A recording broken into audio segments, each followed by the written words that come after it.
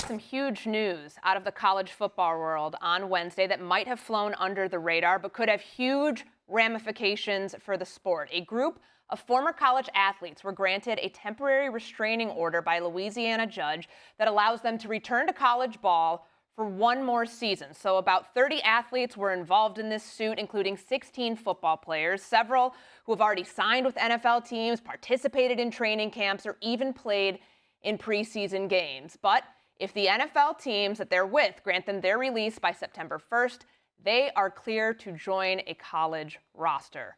This is a bombshell. Adam, what more can you tell us about the ramifications of this? Well, we had Pete Thamel on Get Up this morning, and apparently there's a judge in Colorado that's going to issue a further ruling today, and I think there's a lot that's up in the air. What I do know from the NFL standpoint is that on Sunday, August 30th, that is the final NFL cutdown day, there are 32 NFL teams that essentially will be releasing 37 players each. That's 1,184 players.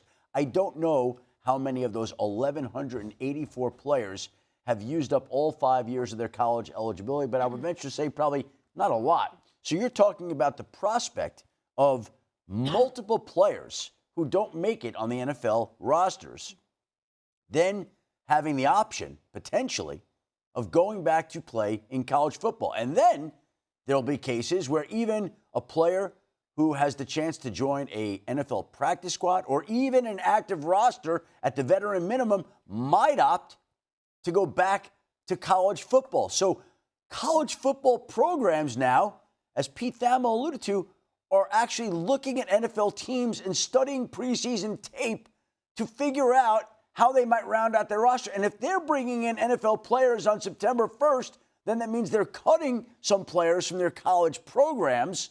And we are living in an unprecedented Wild West world where it's gotten crazier and crazier. And this may be the single craziest moment that we've seen yet. It's wild because there are a couple names here. So Oregon State running back Anthony Hankerson, who's with the Seattle Seahawks. Jack Pyburn, who's currently with the Tampa Bay Buccaneers, has not been cut. Former LSU pass rusher.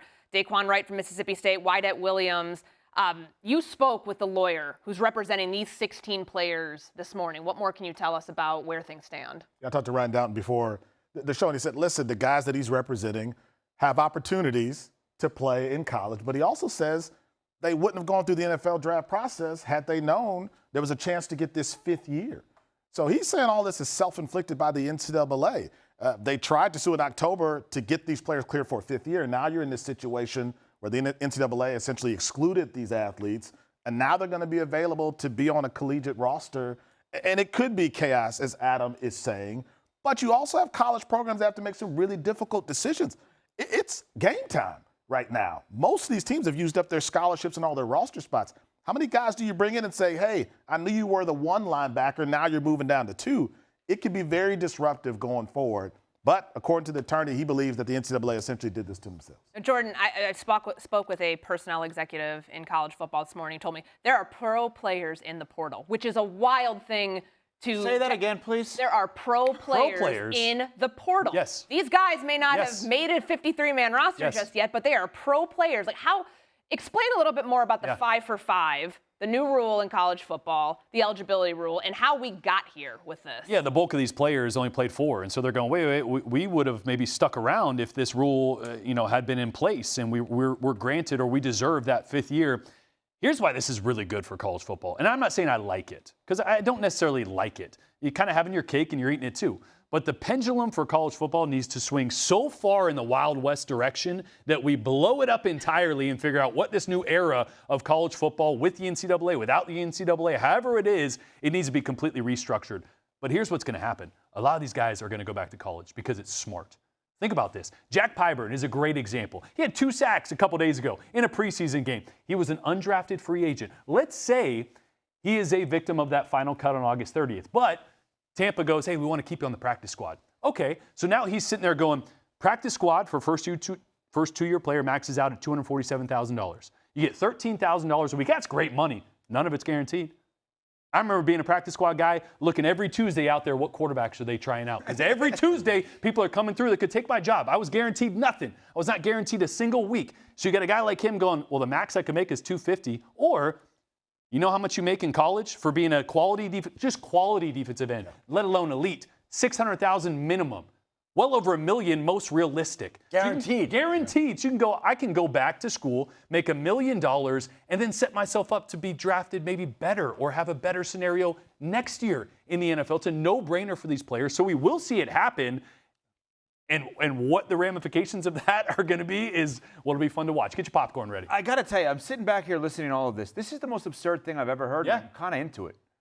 I kind of like it, actually. It's so stupid and it's so crazy that it actually is interesting. Because in my head, I'm thinking, so you're telling me on August 30th, Adam Schefter is going to report player X was just released by the world champion Seattle Seahawks, and he is signed with the national champion Indiana Hoosiers. Yes. I mean, that's on the that's on the table. Absolutely. Yes. How am I not interested in that? I am truly a sports fan. I am fortunate enough to also be in the media, but I'm a fan. This is cool from a fan. We like, as fans, the wild, wild west. Yep. It stinks for you, Adam, because this is going to be a disaster. Oh, I don't care what's to get cut. It's Pete Thamel's responsibility. Yeah, this is interesting. Drop your plate. How do you pass it on to the next person? That's fascinating. But, I mean, the concept that a school could be out there, give me a school that you would say in college is one quarterback away from really being a difference maker. Is there a school that comes to the top of your head that you would say is a quarterback away? Alabama. Is Kalen DeBoer now looking around at the practice squad potential of some of these teams based on when you spoke to the lawyer, Myron, and saying, I may have my guy? They are. And here's the thing. The NCAA is losing all of these cases, whether it's at the federal or state level. So they don't have any power. And I think here's the other element. You can make so much money at the collegiate level. It's a competitor. The college game is paying more than the pro game in certain cases. In most cases, if you were taken in the first or second round, really, you're taking a pay cut to be in the NFL. How is this sustainable that college sports are paying guys who aren't good enough to stick to a 53-man roster more money than an NFL? The Seattle Seahawks just sold for $9.612 billion, and we've got college programs that are paying more to the players to go play there than the NFL would pay them. Easy answer to that. Good. Here's the easy answer. There aren't NFL teams in many of the cities we're talking about. So that is their NFL teams. Yeah. So you have to look at that. Austin, Texas does not have an NFL team. Okay. Alabama does not have an NFL team. But it's Columbus, not sustainable Ohio, to pay all these guys all this money at the college level. It is, if that is the NFL team, and that is the business that comes in by way of the TV deals, the alumni base, et cetera. It's different if you have a school that also has an NFL team in the same market and you're splitting the dollars of the big boosters and donors and advertisers.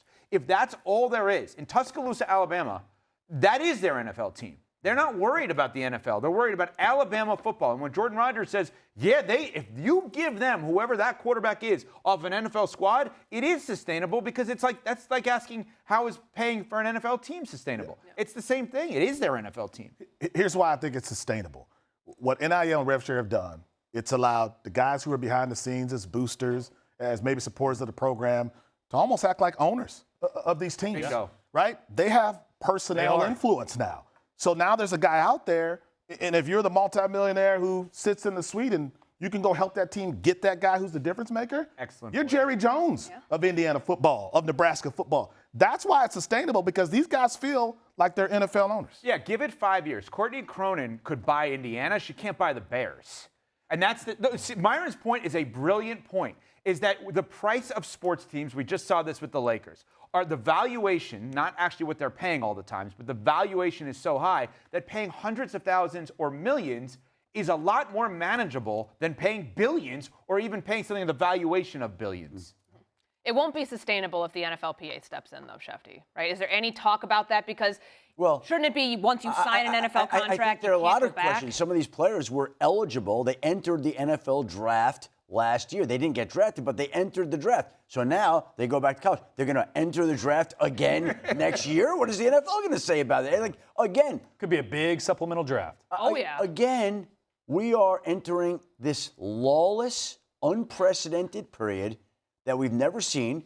And I don't know what the judge in Colorado is going to say today, and I don't know what impact that's going to have. But I do know that the roster cutdown day is August 30th. And college football week 1 in is college September football. 1. Yep.